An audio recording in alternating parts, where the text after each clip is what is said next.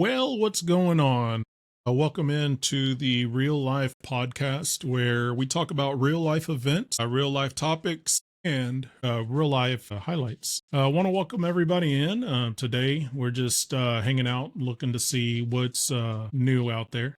You see Zeus in the background here, and we're just going to be talking about what's going on in media, along with what's going on in Israel, just stuff like that today. A couple of new things. I don't know if y'all are following the AfroMan case where he's being sued by the police department there. What's going on with my dog back there? A little itchy today, I guess. But that's what we're going to be discussing today here on the Real Life Podcast. So stay tuned. So they're going to be doing the cross-examination of AfroMan right now. That's what they're going to be talking about. So I'll check it out. Psalm, swear the testimony you're about to give shall be the truth, the whole truth, and nothing but the truth. As this, you shall answer unto God. Yes. Thank you, sir. You may seat.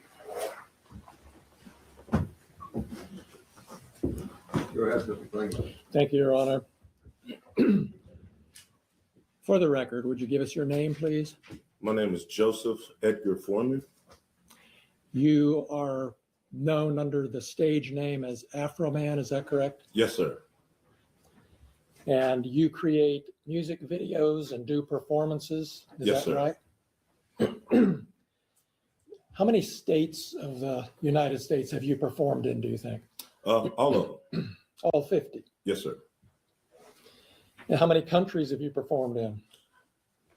I don't remember, but not all of them, but I've been to a few. How many live performances did you do last year, roughly? I don't know, possibly 250. I don't know, but I don't know. It's a lot of days, but I don't know exactly. And you have a residence here in Adams County, correct? Yes, sir.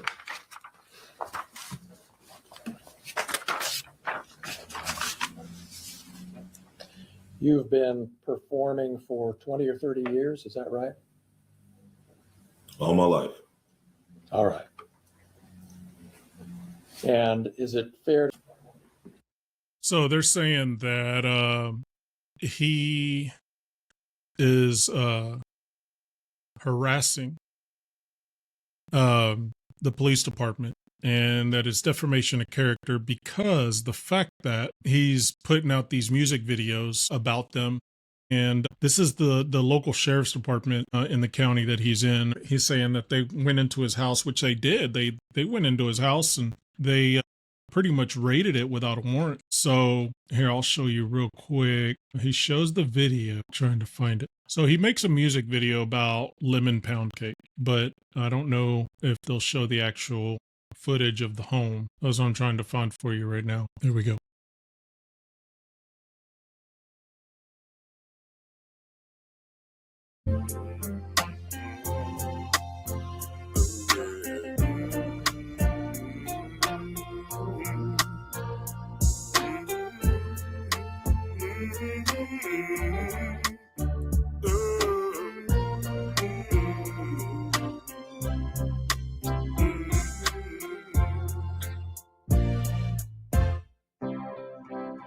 Will you help me repair my gate?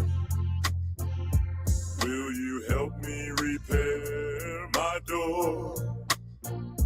Did you find what you was looking for? Will you help me repair my gate and door? Would you like a slice of lemon pound cake? You can take as much as you wanna take. There must be a big mistake. Would you like to have a slice of my lemon pound cake? The warrant said narcotics and kidnapping. The warrant said narcotics. All right, I'm going to stop it right there because it goes on for a little while. But you understand that this is like Okay, so they did have a warrant. Supposedly, it was for narcotics, trafficking narcotics, and for kidnapping. But does that give them the right to go into his suits, to go into his closet, to break down his door like that, break down his gate? I don't know. What do you think? Let me know in the comments. But it's just, it seems ridiculous. He won the case, by the way. I believe it was like 2-3 days ago. He did win the case. So, you know, it wasn't, they were suing him for defamation of character, but it's free speech, right? The First Amendment right, being a United States citizen, is, you know, having the right to free speech.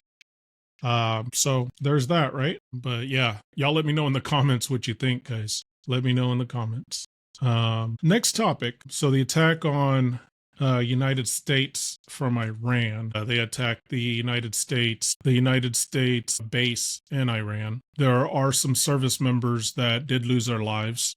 And it's resulting in more than 2,100 people being killed so far with the presence of what's going on in the Middle East. 6 crew members of a refueling plane that went down in Iraq on March 12th. Service members in that crash had been assigned to the 6th Air Refueling Wing at the MacDill, or I'm not sure if I'm saying it, and to the 121st Air Refueling Wing in Rickenbacker Air National Guard Base in Ohio, according to the Pentagon. That's where they had been assigned to. Final roll calls for Noah L. Itgens, age 42, served in the United States Army Reserve. He was raised in a military family. Sergeant's First Class Noah L. T. Itgens joined the Army in early 2000s and had completed at least 4 tours in his countries. And he had joined the Army in the early 2000s, and he completed at least 4 tours in countries including Kuwait, Iraq, and said his twin brother Nicholas served with him. He had proven himself to be a great leader, Nicholas said, and he was 3 months away from wrapping up his deployment in Kuwait. So he was about to come home, guys. Next on the list is United States Army Reserve Captain Cody A. Cork. He felt a calling to serve his country. His family said in a statement, Captain Cork, a resident of Lakeland, Florida, enlisted as a multiple launch rocket systems fire direction specialist in the National Guard in 2009. Then we have Sergeant First Class Nicole Armors, recently deployed to Kuwait after nearly 20 years in the military, was likely going to be her last, her brother Derek Hoff said on Tuesday. And we have Sergeant Declan J. Cody. Sergeant Declan J. Cody. He was posthumously promoted. He had just gotten promoted to specialist. He grew up in Iowa and was a sophomore at Drake University in Des Moines when he died. And the statement shared to the New York Times from his family said that he was an Eagle Scout and fencer who loved gaming and going to the gym. And then we have Major Jeffrey R. O'Brien, who was an Army Reserve soldier. He resided in Waukee, Iowa. I don't know if I'm saying that right. Sorry if I'm chopping it up. According to the Department of Defense, he commissioned in the Army Reserve as a Signal Corps officer in 2010 and deployed in Kuwait to Kuwait in 2019. Chief Warrant Officer 3, Robert Marzan, was a resident of Spotsylvania, Virginia. Some of these places are weird. I can't. Spotsylvania, Virginia. He grew up in California, and in 1990 he enlisted in the Army. He transferred to the Army Reserves in 94, and his assignment included a deployment in Croatia, Bosnia, and Egypt.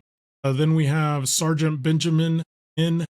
Pennington of Glendale, Kentucky. He died on Sunday from injuries he suffered on March 1st during an enemy attack on Prince Sultan Air Base in Saudi Arabia, the Pentagon said on Monday. Very sad news. So, soldiers, we appreciate your service. Thank you. Thank you for being on the front line and protecting the United States of America. We have the watch. Yeah, so that's some sad stuff going on. There's other things that are going on in the world that is just, it's ridiculous. It's all about money, guys. The war on Iran cost the U.S. $12.7 billion. by day 6, and it's being spent with Iran or Israel as the assist. And it's crazy. More than 3,000 people are believed to have been killed across the Iran so far. And the Pentagon says that more than 15,000 targets in the country have been hit in the first 2 weeks. Crazy. What's crazy is that a girls' school was hit with the bombing. And man, I don't know how y'all feel about that, but if my daughter's school gets hit, man, I'm raging. And I understand that, it's a war, but it needs to be controlled, guys. Y'all let me know in the comments what you think. Let me know. In other news, we got information on Chuck Norris that he was hospitalized in Hawaii. As of March 19th, 86-year-old actor Chuck Norris, martial arts specialist and legend, was reported to be hospitalized in Kauai, Hawaii, following a medical emergency. While details of the emergency are not publicly disclosed, reports indicate that he is in good spirits and recently celebrated his birthday by posting a video showing his continued activity and training. Still very active at the age of 86, which is amazing. Fun fact, my dad actually studied with Chuck Norris in Houston, Texas back in the early 80s. Chuck Norris had a dojo out here in Houston, and my dad was able to study with him. It's pretty cool stuff. Fortunately, there was no camera phones, there was no social media, no pictures are slim to show proof. I mean, come on. In the 80s, you said something, it was your word, right? It had to have been true. So let me know in the comments what topics you want to hear about. Let me know what news you want to hear here on the Real Life Podcast. We're going to try to schedule some people to come on and interview them. So y'all stay tuned. God loves you. I love you. And we'll talk to you soon.